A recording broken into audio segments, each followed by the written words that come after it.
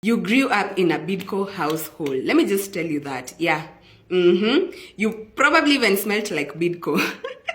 Maybe even right now you're still using BIDCO. You think you have the freedom of choice, but let me tell you, Minor. You were BIDCO trained from the time you were small.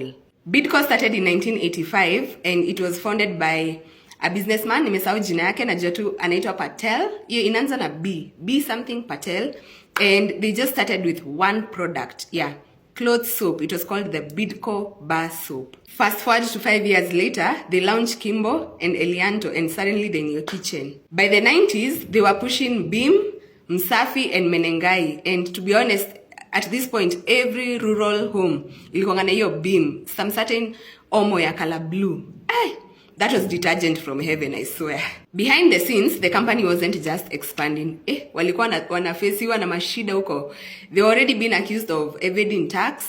They were being accused of having controversial dealings with shady people. This Moi era, it was bad. It got to a point where civil society groups were even accusing them of corruption, and some activists even started boycotting BIDCO. At BIDCO ni nani? Walisafisha, they came in with their PR, cleaned up so fast. New factories, clean image. Hey manze, Kenyans, we forgot. In the early 2000s, BIDCO said, let us control the Kenyan kitchens. And boy, did they. Well, introduced Kimbo, the OG.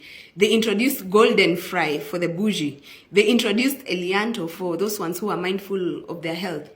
Waka introduced Bahari Fry for the coastal aunties. We had Sun Gold. Hey, we had vegetable ghee. It's like giving you a menu of the same thing, just different fonts and colors. And every time the prices hiked, they would just give us another version like, hey, another one. That one has omega-3. But it's the same oil. After they fed us, they decided to clean us. Ushaitumia Menengai soap wewe? The smell is so aggressive, it lingers in your soul. You thought you were using variety, but it was all BIDCO. For laundry, we had Msafi, Gentle, BIDCO Bar, Powerboy, and Beam. For the bathing soap, we had Menengai and 7 versions of it.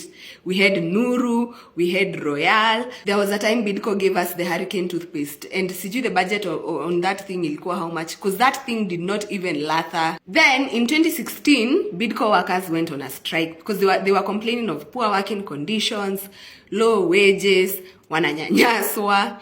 And let me tell you, BIDCO waliinua hivi mikono wakasema that is sabotage. That is sabotage. Sisi, that we don't know. Investigative journalists wakaanza kazi yao haraka, but up to today, like reports, hizo reports walikuwa sijui zilipelekwa wapi, because miss sijaziona. Our workers walikuwa naambiwa jaribu kuform union, you're fired.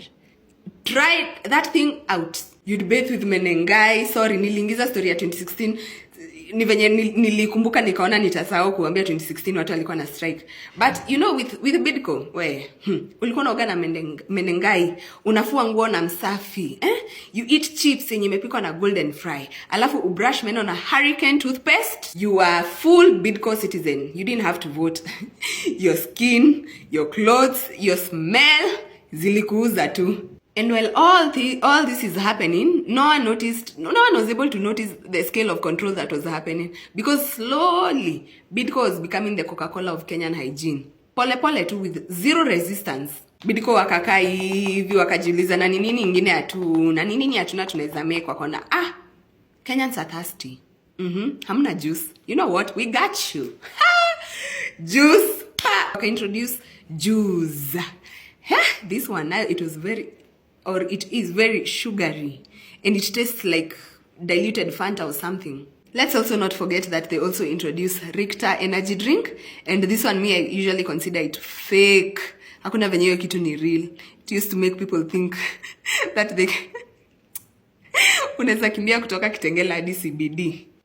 BIDCO even tried getting into school canteens. Those small fruity bottles zilikuwanga all over kwa makanteen. Parents hadi walikuwa shanza kuprotest. It was that serious because of the sugar content. Because I'm telling you, hizi vitu venye zinamekiwa, it's not Del Monte for you.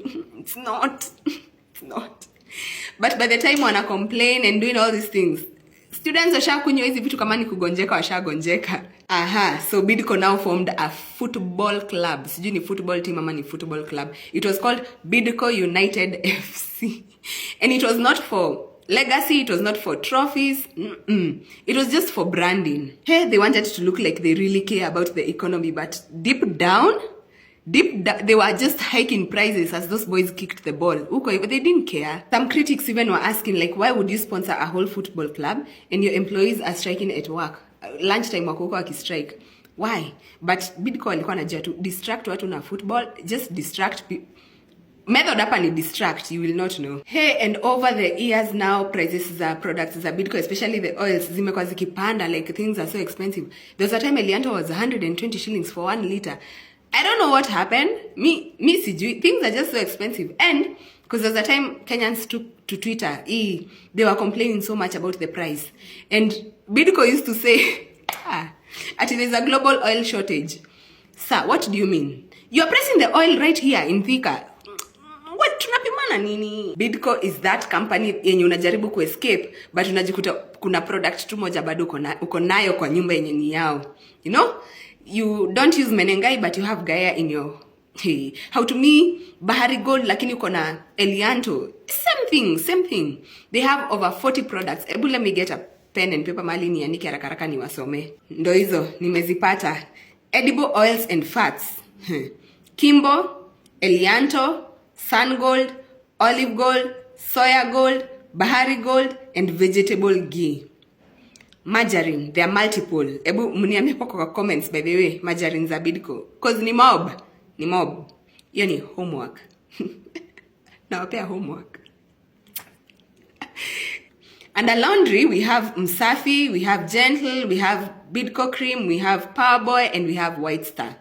And then under hygiene and body care, we have Menengai, we have Nuru, we have Gaia, we have Gamonil, we have Pure and Natural, we have Gentle Care, and we have Orasil, the Hurricane toothpaste.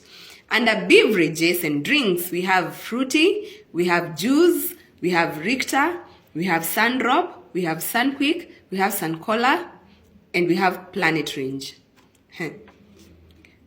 Under snacks. Under snacks and cereals, we have Philos, we have Sharpies, we have Elbin, and we have Nibble. Then they also have animal feed. Msicheze na BIDCO. Hey. Now, but they have shares. I saw somewhere. I'll confirm for you. You can buy shares in BIDCO.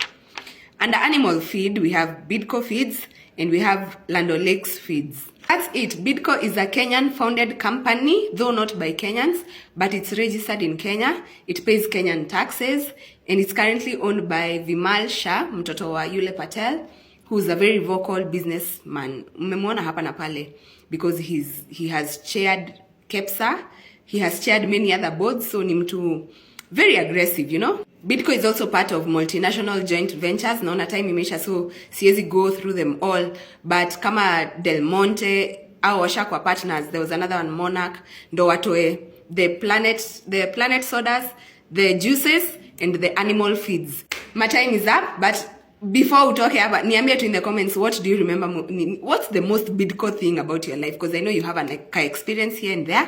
Lazima uko umetumia product ya BIDCO. You cannot look at me straight in my eye and tell me you have not used BIDCO products. No, impossible. No.